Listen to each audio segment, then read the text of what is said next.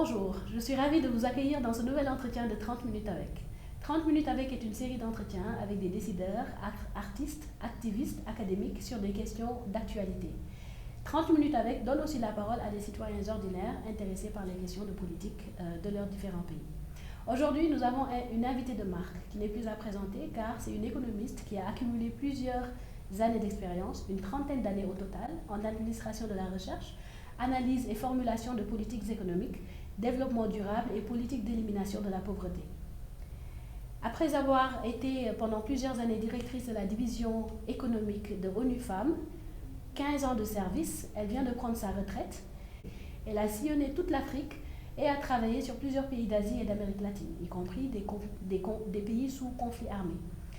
Elle a été directrice régionale de l'UNIFEM pour l'Afrique de l'Ouest et du Centre et a occupé des fonctions de directrice pour UN-INSTRO, the United Nations International Research and Training Institute for Women.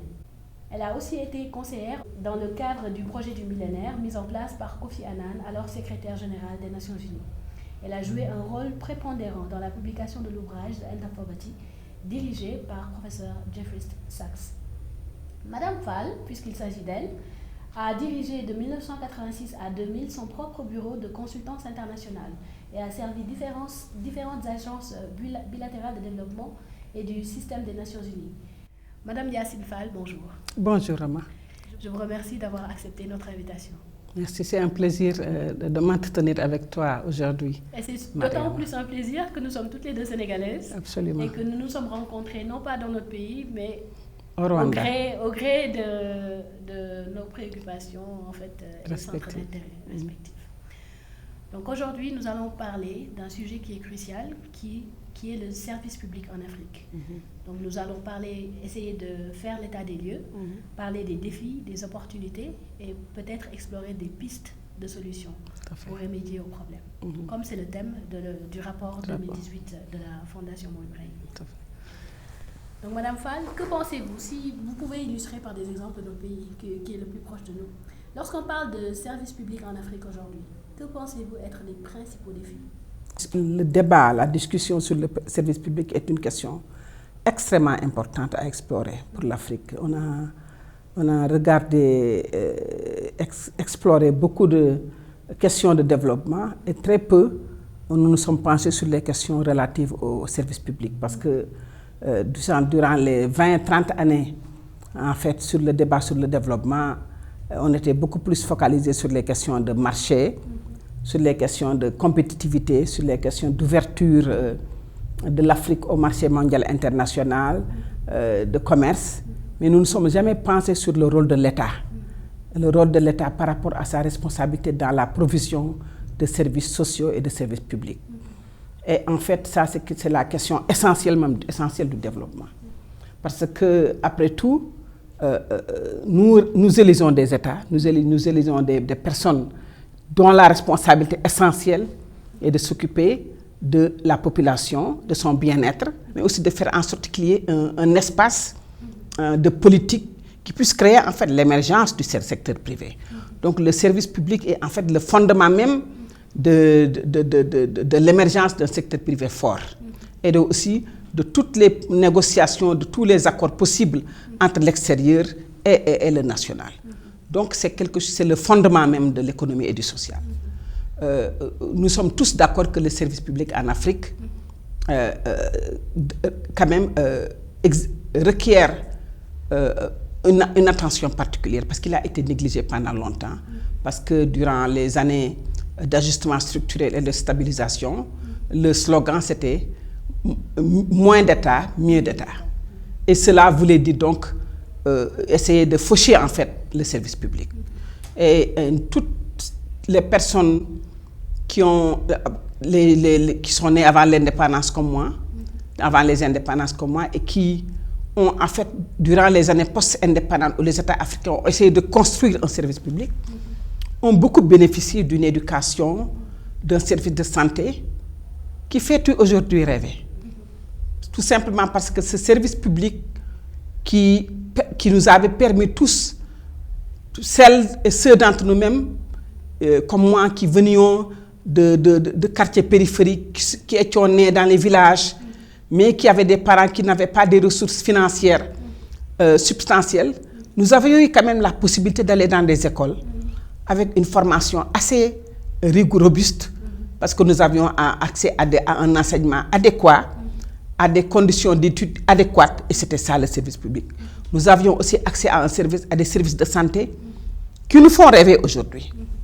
Et donc, le service public, pour moi, donc, c'est quelque chose d'essentiel. C'est d'abord créer un capital humain qui permette de s'occuper du bien-être social des populations, d'abord. Et ce capital humain, son fondement, c'est l'éducation. À un moment donné, on a complètement négligé les budgets de l'éducation, on les a même coupés au maximum possible. On a aussi coupé les services de santé, on a introduit ce qu'on appelle les user fees, c'est-à-dire que le paiement, le tiers payé, l'action pour avoir accès aux services de santé, aux services d'éducation, au transport, tout a été mis sur le dos des populations. Mais lorsqu'on se rend compte que c'est des populations qui avaient des niveaux de revenus très bas, donc il fallait négocier au niveau des ménages sur les dépenses qu'il fallait faire pour pouvoir survivre et soutenir la famille. C'est seulement récemment, où quand on a vu qu'il y a eu un chaos social total, qu'on a commencé à se poser des questions et à se dire qu'il fallait qu'on puisse créer certaines conditions pour qu'on puisse soutenir l'éducation, soutenir les services de santé, regarder les services de transport, etc. Mais quand même, nous nous trouvons encore devant des États qui sont en train de faire des choix qui ne sont pas toujours des choix en direction de l'intérêt des services publics. Et je pense qu'on va revenir dessus. Donc, nous vous avons entendu, vous avez parlé d'un legs que nous avons qui est historique, qui fait partie de notre rapport aux principaux bailleurs de fonds et qui font de notre administration ce qu'elle est aujourd'hui. Il y a aussi, bien évidemment, des choix politiques qui ont été opérés par ceux qui nous dirigent et qui aussi participent de l'état actuel. Donc, si on en vient au niveau du continent africain, tel que le souligne le rapport Mo Ibrahim, l'état du service public inquiète. Le service public lui-même est dans une situation telle qu'il n'est pas en mesure de délivrer, vu que ses conditions de travail, les salaires, ce qu'on appelle les incentives ne sont pas là, ce qui leur permet d'opérer de manière efficace. Donc, nous avons fait dans cette conférence un peu le tour des différents pays. Et ce dont on s'est rendu compte, c'est que des pays comme Maurice, le Rwanda, où on se trouve actuellement, la Tunisie, le Maroc, sont les pays où les conditions du service public sont un peu plus idéales, disons, parce qu'elles permettent, il y a des systèmes de performance qui sont en place pour évaluer ce que les travailleurs font. Il y a aussi la provision de services, que ce soit santé ou autre. Donc, étant donné ce constat-là, et si on en revient à notre cas particulier qui est le Sénégal, qu'est-ce qui nous empêche, nous, aujourd'hui, à votre avis, d'être à ce niveau-là où se trouvent le Rwanda, la Tunisie, l'île Maurice, qui sont aussi des pays démocratiques comme nous le sommes? À votre avis, qu'est-ce qui explique le fait qu'en matière de provision de services publics, surtout au niveau rural, nous ne sommes pas encore à cette échelle optimale-là? Bien, je pense que ça, c'est une excellente question. Je pense qu'on ne peut pas parler dans l'abstrait, on doit utiliser des exemples concrets. Commencer d'abord par, franchement, me féliciter d'être au Rwanda. C'est la 4e fois que je viens dans ce pays. Et je suis venue ici juste après le génocide, je suis revenue 3 fois de plus. Et à chaque fois que je viens, je suis agréablement surprise de l'état d'avancement de la gestion de ce pays. Et par rapport même à la façon dont le service public est rendu, mais par rapport même à l'image que le Rwanda projette. C'est franchement... Vous avez vu, on a eu notre visa en une journée quand vous avez demandé le visa pour le Rwanda. Moi, je n'ai pas demandé de visa, je suis venue directement à l'aéroport et on me l'a donné à l'aéroport. Voilà. Je n'ai pas demandé de visa. En 25 ans, en 24 ans après le génocide, nous avons vu que ce pays a pu construire un État. Et a pu construire des institutions fortes qui permettent non seulement de la provision de services sociaux de base, mais aussi qui créent un espace pour la responsabilité à rendre compte. À rendre compte des fonds des taxes, des impôts que les populations payent et des fonds collectés par le pays à rendre compte comment cet argent-là est dépensé, comment il est dépensé. Je ne vois pas ici de mendiants, je ne vois pas d'enfants de la rue. Nous avons des pays dont on a parlé aujourd'hui qui ont 7% de taux de croissance et où on a des enfants dans la rue qui tous les jours, où on a des mendiants dans la rue. Notre pays, le Sénégal, qui se targue d'avoir un taux de croissance assez élevé. Revenons maintenant à la question du service public au Sénégal, qui quand même a été un pays relativement stable sur le plan politique. Bon, nous avons eu bien sûr le conflit de la Casamance, qu'il ne faut pas oublier, mais nous avons quand même eu une stabilité par rapport même au changement de leadership politique au Sénégal. Nous pensons que quand même nous avons un capital humain nous permettant, avec une vision directe et claire, avec un leadership fort, avec une vision organisée, mais aussi une discipline dans la gestion des fonds qui aurait pu nous permettre de ne pas être là où nous sommes aujourd'hui, surtout par rapport à l'éducation. Nous sommes aujourd'hui dans un état critique de notre vie éducative, de notre vie sociale par rapport à l'éducation au Sénégal. La qualité de l'éducation dégringole. Le climat social entre les enseignants et les enseignants, entre les autorités politiques et les enseignants et les élèves est au plus bas niveau aujourd'hui. Les parents s'en sont mêlés, les parents d'élèves. Aujourd'hui, nous sommes la crise de l'éducation est au centre des préoccupations de tous les Sénégalais et toutes les Sénégalaises, y compris même les leaders religieux. Tout le monde en a parlé. Et pourquoi? Lorsqu'on voit aussi quand même, il y a une gabegie financière extraordinaire de la part de l'État. D'abord, le nombre de ministres, le nombre de conseillers, le train de vie de l'État est à un niveau inacceptable. Les priorités donc ne sont pas là où elles sont. Nous voyons aujourd'hui que les dépenses de l'État, on a parlé récemment de ce train express régional qui est en fait en train d'être mis en œuvre par une entreprise française et dont beaucoup sont en train d'ailleurs de dire que ce train express régional en fait, est en train de financer une entreprise française plutôt que de financer le développement du Sénégal. D'abord, si on regarde les dépenses, le montant 1,2 milliard d'euros, qui si pour 38 km ou 37 km de Dakar à Diamniadio, représente à peu près 31,5 millions d'euros par kilomètre.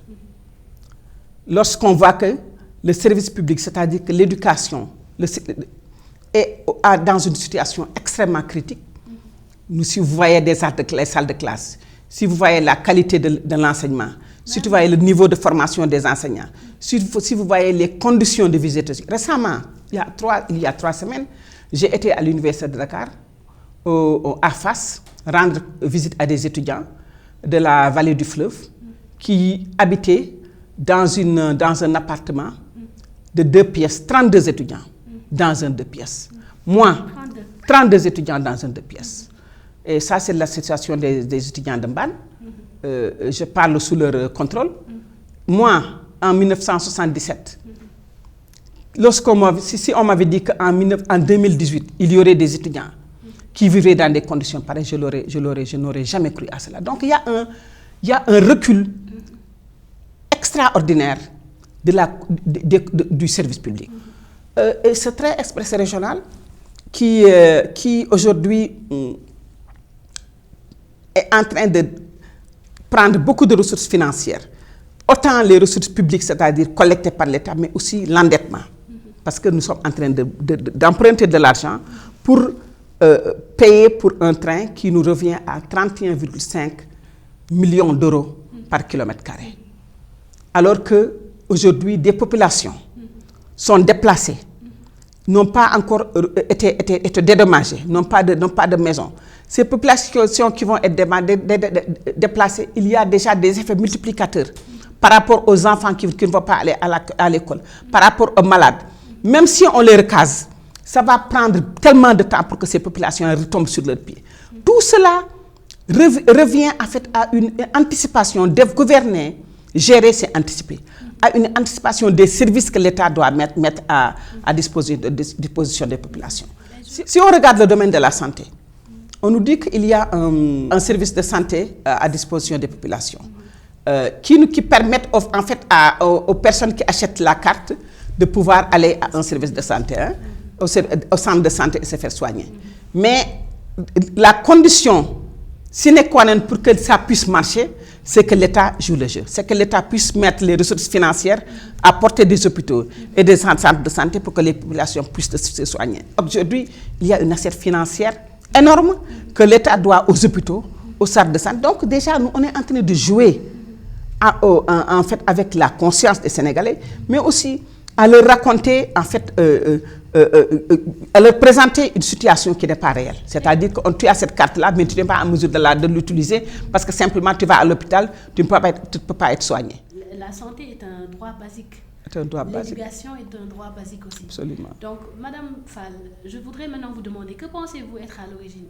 Parce que lorsqu'on parle de services publics et de la délivrance,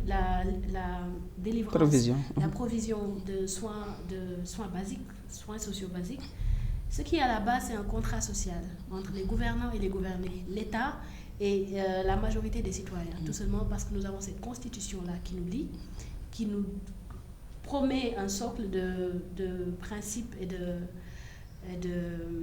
droits. Nous sommes tous porteurs de droits et l'État en est garant. Donc il s'agit du droit à la santé, à l'éducation, l'expression, tout cela, l'État en est garant. Donc aujourd'hui, est-ce qu'on doit repenser ce contrat social-là? Pensez-vous qu'il est rompu? Est-ce qu'il existe toujours? S'est-il édulcoré? Qu'est-ce qui se passe pour que... Est-ce qu'il y a un laisser-faire aussi des citoyens? Est-ce que c'est la faute aux citoyens? Parce que quelque part, il y a un adage qui dit « on n'a que les dirigeants qu'on mérite ». Donc, où la responsabilité se trouve-t-elle à situer? Je pense que la responsabilité se situe d'abord, bien sûr, au niveau de l'État, au niveau du gouvernement et du président de la République, qui ont quand même demandé le suffrage des Sénégalais, qui ont fait des promesses aux Sénégalais, où le peuple les a crus, a voté pour eux, et qui n'ont pas respecté ces promesses. Et ça, c'est aussi bien au niveau politique, mais aussi au niveau social. Parce qu'aujourd'hui, il y a une précondition pour l'emploi des jeunes. On n'a pas de politique de jeunesse claire au Sénégal. On ne peut pas la définir. Il y a des projets d'entrepreneuriat par-ci, par-là, mais ça s'annonce à tout bout de champ. Mais ça rentre dans quel cadre? Où est la politique d'emploi, c'est-à-dire la politique créant les conditions pour que les jeunes puissent étudier d'abord, dans de bonnes conditions? Où est la politique permettant aux jeunes, créant une situation pour que même le contenu de l'éducation, de la formation puisse répondre aux besoins du marché, puisse répondre aux besoins des populations, pour que lorsqu'un jeune sort de l'université ou de son centre de formation, on sait que cette communauté rurale, cette municipalité a besoin d'experts en santé publique, d'experts, de personnes qui peuvent déjà gérer les services de santé. Donc, ce sont des choses qui sont tellement basiques dans la planification même du service public. Ça, c'est un. Deuxièmement, si les jeunes qui sortent de l'université, nous savons combien de médecins nous avons qui sont en train de chômer au Sénégal. Lorsqu'on nous dit que le président a récemment déclaré au Sénégal que les épouses des ambassadeurs ou les époux des ambassadeurs allaient être payés $1000, 500 000 francs CFA. Pour quelle raison? Donc, je pense qu'il y a ici la responsabilité de l'État, la responsabilité des gouvernants, du président de la République et de son gouvernement. Il y a aussi la responsabilité de l'Assemblée nationale pour faire en sorte que les gouvernants qui ont été élus puissent venir rendre compte. Mais il y a aussi la responsabilité même de la justice. Parce que là, nous savons qu'il n'y a pas une séparation des pouvoirs. Si cette séparation de pouvoirs existait réellement au Sénégal, lorsqu'on parle de droit, vous parlez de droit à la santé, droit à l'éducation, de contrat social et de pacte entre le peuple et les gouvernants, on pourrait peut-être, idéalement, faire appel à notre constitution et demander à ce que devant la justice, à ce que l'État rende compte des engagements qu'ils ont, parce que ce sont nos employés. Ils nous ont demandé de leur faire confiance. Nous les avons élus et voilà le résultat. L'autre question, c'est bien sûr la population elle-même. Et je pense que moi, j'ai assez confiance à la population sénégalaise, au peuple sénégalais, qui est assez mûr politiquement, dans la mesure où nous ne sommes pas un peuple violent, mais nous sommes de plus en plus, nous devenons de plus en plus mûrs politiquement. Lorsqu'on écoute les débats, lorsqu'on écoute les réactions des Sénégalais, on se rend compte que nous sommes en train d'observer. Nous prenons note du fait qu'on nous a fait beaucoup de promesses. Ces promesses n'ont pas été respectées et qu'aujourd'hui, nous avons des moyens de réagir. Et ces moyens-là ne sont pas seulement les élections. C'est d'abord l'engagement social. C'est l'organisation au niveau des communautés, de base, au niveau des jeunes. Je viens de finir une étude avec l'Union africaine sur les dividendes démographiques. Et aujourd'hui, 60% de la population n'a pas 24 ans. Et d'ailleurs, avec cette étude-là, je me suis rendu compte à quel point notre pays était en retard par rapport à la collecte de données sur les jeunes, par rapport à la collecte de données sur les droits, sur la situation économique et sociale de la jeunesse au Sénégal. Il manque des statistiques à tout bout de champ. Et donc, aujourd'hui, je pense que la population des femmes qui sont organisées, qui sont les derniers remparts de la société, parce que qui travaillent jour et nuit pour pouvoir aussi subvenir aux besoins des familles, aux besoins des enfants, les jeunes qui sont aujourd'hui organisés et ceux qui ne sont pas organisés sont en train d'observer, de prendre note, mais surtout la corruption est galopante.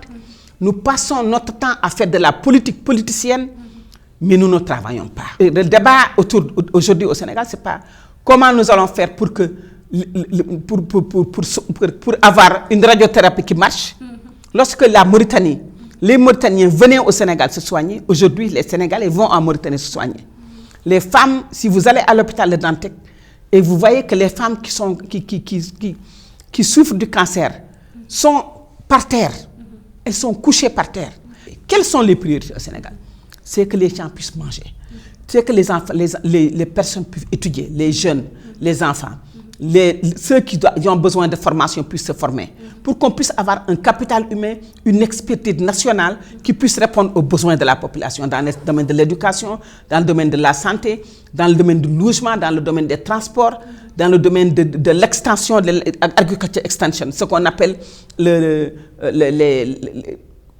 animateurs ruraux, ça n'existe plus. Et ça aussi, c'est le secteur public. Donc, et aussi le partenariat entre les entreprises privées qui peuvent contribuer à la formation avec les services nationaux, mais ouvrir nos économies aux entreprises étrangères, faire en sorte que notre entreprise, notre secteur privé national est presque moribond, parce qu'il est complètement marginalisé dans la construction du pays et dans la provision de ces services publics. Ça aussi, c'est un problème. Et je pense que tout ceci doit être revu, doit être repensé pour qu'on puisse avoir un développement endogène, pour qu'on puisse nous penser, compter sur notre secteur privé national, pour qu'on puisse travailler avec ce secteur privé national et nos experts nationaux d'abord. Vous avez donné les pistes de solutions et les priorités. Vous avez fait une liste des priorités à adresser aujourd'hui par le gouvernement sénégalais, de manière très exhaustive.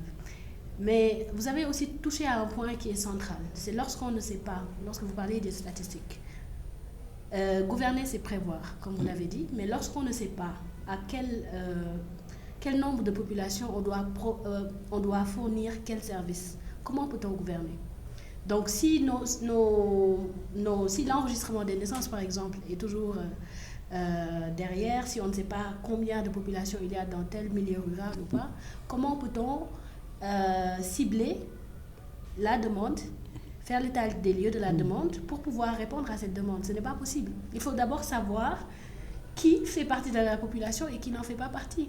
Et ça, c'est un problème. Donc, à part cela, il y a aussi le fait que nos ressources sont limitées. Nous sommes un pays qui est récemment devenu un pays à revenu moyen, mais dans la catégorie inférieure. Mais il n'en est pas moins que nous avons aussi des ressources qui sont limitées.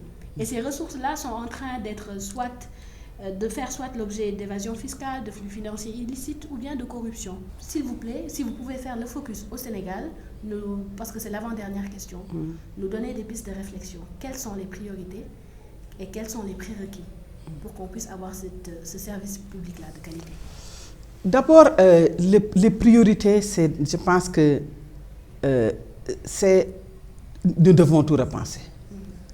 Nous devons repenser le service public parce que d'abord, et ça c'est au centre même du processus d'élection des leaders et de choix des leaders.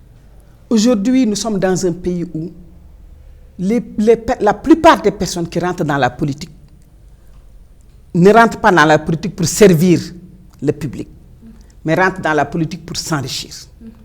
Je dis toujours qu'au Sénégal, c'est au Sénégal où on voit que la plupart des personnes à revenus élevés se sont enrichies à travers la politique, mais pas en créant une entreprise, pas en étant à travailler même pour des institutions. Ce sont des personnes, des leaders politiques qui sont enrichis, et nous le voyons récemment.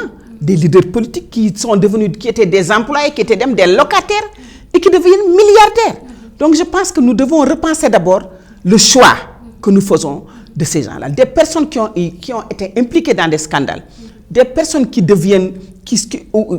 doivent pas être choisies pour diriger le pays, premièrement. Deuxièmement, toute personne qui, je pense que la déclaration de patrimoine doit être une responsabilité de toute personne qui gère quelque chose. Nous sommes ici au Rwanda. J'étais en train de parler avec un officiel qui m'a dit que nous, quand on nous donne une responsabilité dans la provision du service, dans le gouvernement, tu trembles parce que tu te dis que lorsque tu as fini ton mandat ou ton magistère, tu dois rendre compte. Donc je pense que l'obligation de rendre compte doit être quelque chose qui est imminent. Mais d'abord, elle doit commencer par une déclaration de patrimoine et une déclaration à la fin et avant. Ça, mais nous l'avons, mais ce n'est pas appliqué. Ce n'est pas appliqué. Parce que simplement, les personnes, d'abord, il n'y a pas de rigueur dans le Sénégal. On déclare comme cela des engagements, on prend des décisions, mais ces décisions ne sont jamais respectées. Regardez la décision qu'on avait prise récemment par rapport aux enfants de la rue. La décision qu'on a prise aussi par rapport à la déclaration de patrimoine. La façon, moi je faisais aux Nations Unies une déclaration de patrimoine. Chaque année, toute personne qui gère un budget aux Nations Unies, en tant que responsable, fait une déclaration de patrimoine. La déclaration de patrimoine doit d'abord, la façon dont c'est organisé au Sénégal n'était pas bien faite. Nous, quand même, on peut essayer d'apprendre tellement d'exemples à travers le monde qui se font de façon transparente mais confidentielle. Mais la façon dont cela a été fait au Sénégal n'a pas été bien proposée, n'a pas été bien mise en œuvre.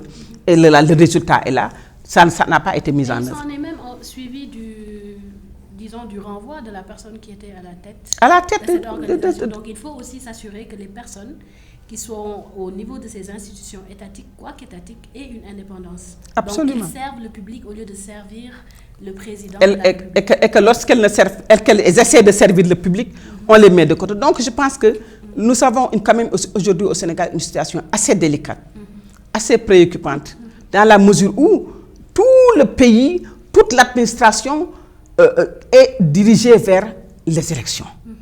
Et c'est là d'où je viens, où nous devons revoir la gestion du pays et faire en sorte que les États, les leaders politiques qui viennent, qui prennent le pouvoir, n'utilisent pas les biens de l'État pour faire de la politique. Et c'est ce qui se passe. Je vais finir par dire que aussi, cet effort de repenser le service public doit d'abord commencer par repenser cette question de fonds politiques. Pourquoi aujourd'hui, ici au Rwanda, les fonds politiques n'existent pas? Pourtant, nous sommes dans un pays bien géré. Tout le monde travaille au Rwanda. Même si tu dois balayer la rue, nettoyer la rue, tout le monde travaille. Au Sénégal, nous avons un pays qui n'a pas connu de génocide, qui n'a pas connu de guerre, qui a eu des élections transparentes, stables. Et nous sommes là avec des leaders à qui on donne des fonds politiques. Sans rendre compte, on devrait éliminer ces fonds politiques. Ça va à l'encontre même de la provision transparente et et équitable du service public. Parce que nous ne pouvons pas être dans un pays où des étudiants dorment à 32 dans une chambre et on donne des milliards à un politicien, président de l'Assemblée nationale, président de la République, maire, whoever, des fonds dont il dispose à gré sans rendre compte. Les fonds politiques doivent être d'abord éliminés. C'est une honte quand même qu'on soit en 2018, qu'on se dit un État pauvre et qu'on puisse avoir cette fuite de fonds-là. C'est le premier point de la corruption. Au mot de la fin, je voulais vous demander, vous avez une question qui vous tient à cœur parce que les femmes et les jeunes sont au centre des actions que vous avez eu à poser par le passé, qu'il s'agisse de Yoli ou qu'il s'agisse d'autres projets que vous avez eu à développer, comme celui sur lequel vous travaillez avec l'Union africaine présentement.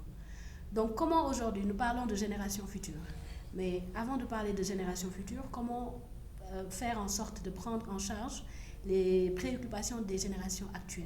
Selon vous, quelles solutions apporter pour que la jeunesse, pour réenchanter le service public déjà, pour que la jeunesse puisse s'identifier, se projeter dans ce service public-là? Nous voyons qu'au Rwanda, tout à l'heure, la ministre nous a expliqué qu'il y a 43% de jeunes. 43% du service public sont des jeunes d'entre 26 et 35 ans. Comment peut-on faire aujourd'hui pour redorer l'image du service public et pour redonner envie aux jeunes de vouloir y travailler et y faire une carrière? D'abord, je vais d'abord commencer par dire que les jeunes ne sont pas les leaders de demain, sont les leaders d'aujourd'hui. Les jeunes, parce que toutes les décisions que nous prenons aujourd'hui en tant que leaders politique, social, international, etc., a un impact sur les jeunes, a un impact sur l'environnement, a un impact sur aussi, si l'État aujourd'hui du Sénégal qui est en train de surendetter, mais qui c'est qui va payer cela? Cette dette-là se paye aujourd'hui et demain. Donc nous devons parler d'aujourd'hui tout en projetant demain. Mais je pense que c'est ce que je disais avant. D'abord, je pense qu'il faut qu'on puisse créer un espace où l'éthique et la transparence. Et c'est d'abord la boussole si élevée. Mais je pense que l'éthique dans le travail est importante. Cette éthique dans le travail commence par un recrutement transparent, équitable, juste, en dehors des considérations politiques et de la corruption. Ça, c'est un. Le deuxième, c'est des termes de référence clairs. Lorsqu'on recrute des jeunes, et moi j'ai l'habitude de prendre des jeunes internes et je travaille avec les jeunes, il faut qu'on les mette dans des cadres de travail qui puissent leur montrer qu'ils sont en train de progresser, ils sont en train d'apprendre, ils ou elles sont en train d'apprendre. Ils peuvent aussi voir dans 5 ans où est-ce que je me retrouverai, dans quelle responsabilité. Donc je pense qu'il faut quand même que ce soit organisé. Mais qu'on prenne des jeunes, qu'on ne les forme pas, ils sortent fraîchement de l'université, qu'on puisse les former dans le travail qu'ils font, mais qu'on puisse aussi les accompagner dans leur carrière. Donc un plan de carrière clair pour les jeunes. Et je pense que cela existe au Rwanda. Le troisième élément, c'est aussi une lutte féroce contre la corruption. Je pense que être jeune, c'est aussi être un petit peu quelque part, chercher un petit peu l'honnêteté, la vérité, parce qu'on est en train de regarder, de se projeter sur son avenir. Cette souillure politique, sociale, n'est pas encore entrée dans le mécanisme, dans le fonctionnement psychologique des jeunes. Donc, ils veulent travailler dans la transparence, dans l'honnêteté. Nous ne pouvons pas donc créer un espace de travail sain dans le service public si nous ne faisons pas des efforts pour annihiler la corruption à tous les niveaux. Mais quand on va à un pays comme le Rwanda, mais ça commence où? Ça commence au niveau le plus élevé. Nous tous, Africains, nous saluons le leadership du président Kagame parce que nous le regardons, nous le voyons, nous savons ce qu'il a, nous le connaissons. Personne ne peut dire que le président Kagame s'est enrichi à des milliards. Qu'est-ce qu'on dit du Sénégal? Notre président, il y a 15 ans, où est-ce qu'il se trouvait? Aujourd'hui, quel est le niveau de sa richesse? D'où est-ce que ça vient? Ça, quand même, je pense que toute personne qui tient à avoir une certaine éthique sociale se pose des questions. Donc, je pense que le service public requiert une formation des jeunes, mais cette formation-là doit être faite dans l'honnêteté, dans la transparence, dans l'équité est dans une lutte féroce contre la corruption. Et si on met beaucoup de jeunes dans le service public, si on arrive à en faire qu'il y ait, comme le Rwanda, 40% de jeunes ou 30% de jeunes dans le service public, en les formant, en leur donnant une plan de carrière, en leur payant un salaire raisonnable, en fonction même des ressources du pays, mais que ce soit quand même de façon équitable, nous pouvons dire que nous allons réussir quelque chose parce que les jeunes veulent travailler, ils vont servir leur pays. J'en reviens juste au point, à un point que vous allez soulever par rapport au Sénégal, dont on dit que c'est un pays à revenu moyen. Moi, je suis économiste, macroéconomiste, mais je dis toujours que je remets en cause le calcul du taux de croissance. Parce que j'aime toujours que lorsqu'on me parle de taux de croissance, qu'on me parle de la structure du taux de croissance. D'où vient ce taux de croissance et comment est-il structuré? Est-ce que c'est un taux de croissance qui est calculé sur la base de ce que les entreprises étrangères génèrent au niveau national et qui ressort du pays et qui n'est pas réinvesti? Est-ce que c'est ou bien alors est-ce un taux de croissance qui sort de ce que l'économie nationale endogène, c'est-à-dire le service public national et les Sénégalais eux-mêmes ont généré? Et c'est cela qui rentre en fait, qui se redistribue et qui rentre dans les familles. Et c'est pour cela que nous voyons dans nos pays des taux de croissance élevés et une pauvreté qui augmente. Parce que ce n'est pas redistributif.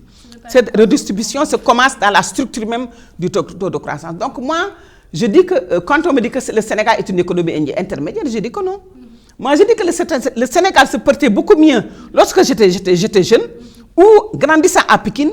J'allais à l'école, j'avais un maître, j'avais mes vaccins, j'avais mon lait, j'avais des cahiers, j'avais des livres. En plus de cela, lorsque j'étais malade, j'étais soignée, j'avais accès à l'eau. Ou aujourd'hui, quand tu vas juste à Ganaouraï, à Guédiawaye, il y a des personnes qui n'ont pas d'eau. Il y a des personnes qui ne mangent pas à leur faim. Dans les villes, aujourd'hui au Sénégal, les paysans qui ont cultivé leur arachide n'ont pas pu les vendre. Donc nous avons ici un malaise social très profond. Et quiconque pense que c'est en donnant des figures ou des bourses familiales, alors que le Sénégalais dépense plus de 40% de son revenu pour se soigner seulement, c'est un leurre. Et les gens ne dorment plus maintenant, nous sommes tous réveillés. Je vous remercie. Et sur ce, je vous remercie, Madame Fall. Nous sommes tous réveillés, en effet, et nous allons remettre en question les catégories ou les classements qu'on reçoit, que ce soit des institutions internationales ou de nos dirigeants. Donc, je vous remercie de nous avoir suivis dans cet entretien de 30 minutes avec. Nous recevions Mme Yacine Fall, qui est une économiste dont la réputation n'est plus à faire. Et nous avons aujourd'hui parlé des questions du service public et de gouvernance en Afrique, avec le cas particulier du Sénégal. Je vous remercie et à très bientôt.